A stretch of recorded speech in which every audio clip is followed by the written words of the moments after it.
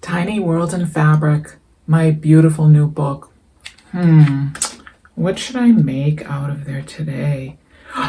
I know.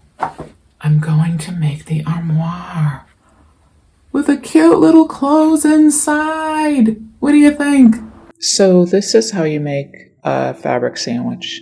You put those 3 pieces together, the fast to fuse, and 2 pieces of fabric, and fuse it together. And this is a finished fabric sandwich. And I'm drawing on there the pattern for the armoire. Now I cut all my pattern pieces out of cardstock, and I mark where the lines are, and I fold the pattern on the line so that I can fold it up just like I'm doing and draw the lines in. Now I made dots, little dots, to mark the corners of the doors for the armoire and also for the opening of the drawer.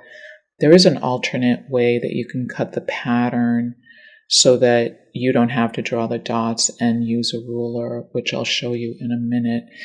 But I just chose to do it that way. It's just as easy for me. But here's the other option. You could cut those doors like that and then just draw those lines in that way. When I cut the pieces out, I leave everything attached by a few pieces of fabric. This way it helps to keep track of where the pieces go, especially if you have a print on one side. It's much easier to match it up. And then when I'm sewing it, that's when I cut it apart. So I fold it in half like that to cut the doors out. Now, you could definitely use smaller scissors, which might make it easier to cut those pieces out, those little pieces in the middle. I just use my big scissors. They're really sharp, and I just like using these. So that's the opening for the drawer. And then I still have to cut the drawer out, and see, I leave all those pieces attached. Makes it much easier to just match everything up. You do have to cut it apart when you're sewing, because if you don't, it doesn't fold up quite as easily if you don't. So now I'm zigzagging all the pieces back together, and this will enable it to fold up just like a drawer. So I'm sewing those pieces, and I'm cutting them apart as I'm going around, and then I also zigzag all the way around the drawer, since it just makes it look neater, so I like to do it. Now, I just fold it like a piece of paper and zigzag the corners, and this makes a really, really cute drawer. So you do all 4 corners, and then you just shape it. It looks so cute, and you can sew a bead on there for a handle. So now for the armoire, cut the pieces apart as I'm sewing them, and first I attach all the different sides of the armoire.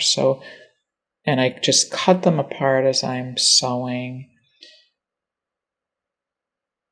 You definitely want to cut them apart because they just don't fold up as well if you don't. So now I'm zigzagging all the way around the armoire too. Just makes it look neater. You don't really have to because the back doesn't really show. Now I'm going around the inside of where the doors go, and I'll also zigzag the inside of the opening for the drawer.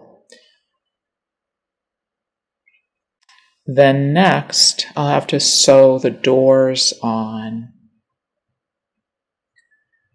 So here are the doors, zigzag all the way around those, and then later I'm going to sew beads on those for the handles. Looks so cute. So here are the doors, and I'm attaching them at the sides.